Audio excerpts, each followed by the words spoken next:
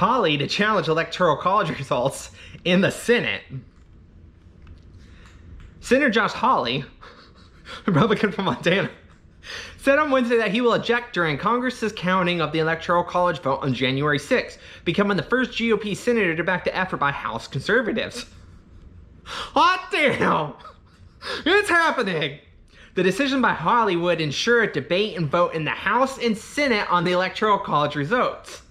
I cannot vote to certify the Electoral College results on January 6th without raising the fact that some states, particularly Pennsylvania, side note, fuck Pennsylvania, failed to follow their own state election laws. Which, that's true. And I cannot vote to certify without pointing out the unprecedented effort of mega corporations, including Facebook and Twitter, to interfere in this election in support of Joe Biden. At the very least, Congress should investigate allegations of voter fraud and adopt measures to secure the integrity of our election. But Congress has so far failed to act. I think it was back in 2014, maybe 2016, not during a presidential election, 2014, Facebook made it so if they allowed people to say that they went and vote, it'd increase voter turnout by like over 100,000. And that if Facebook were to promote it to people in Democrat areas, or even Republican areas, they could convince people to go out and vote more and sway elections. This is an actual thing that they did and they studied and showed that Facebook has that power. I don't know if they did, but they have the power. His office did immediately respond to a question about which states he will object to next week. All of them. Hawley's decision comes as a group of House conservatives led by Representative Mo Brooks have pledged to make a long-shot bid to overturn the results of the presidential election next Wednesday by objecting to the Electoral College results. 2020, anything can happen. In order to force the debate and vote their objection to a state results, House member need to support of a senator who will also object something they didn't have before Hawley's announcement. It will be the third time Congress has had to debate an objection since 1887, according to the Congressional Research Service. The other two times, in 1969 and 2005, were ultimately unsuccessful in changing the result of the election, and objections were rejected. Third time's the charm, I believe that's what we say here in America, right?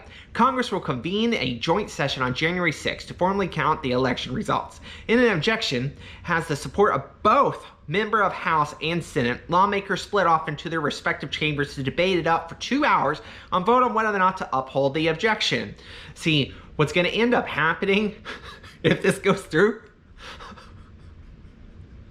how our system's set up, that Joe Biden will become president, but in a weird twist of fate, if all this goes through and their objections make it, and the Senate is successful, they can put Donald Trump as the vice president. The objection is not expected to win majority support in either chamber given opposition from Democrats and some Republicans, meaning the efforts in Congress to change the results of the election will fall short. Traitors! But GOP leaders in the Senate had hoped to avoid fight altogether, with Majority Leader Mitch McConnell, the turtle, and members of his leadership team publicly urging Republicans against objection during a conference call earlier this month. It's a free country, right? The vote, Republicans worry, would put a host of GOP incumbents up for re-election in 2022 in a bind to forcing them to decide between throwing their support behind Trump's baseless claims of voter fraud, which many of them have publicly dismissed, or breaking with their president and opening themselves up to a bloody primary fight. I thought the Hill was biased towards right-wing. Who do they side with, Republicans or Democrats? I mean, in the Senate, it would go down like a shot dog, Senator Thrun told reporters earlier this month. I just don't think it makes a lot of sense to put everybody through this when you know what the ultimate outcome is gonna be. Shoot for the moon, take the risk. We might have Trump as president. Highly unlikely, most likely not gonna happen. And in 2024, I definitely don't want Trump running. I mean, he lost the election. If this shot doesn't work, he should get out of politics. If you made it this far in the video, don't forget to like, share, and subscribe, and pray for Donald Trump to win.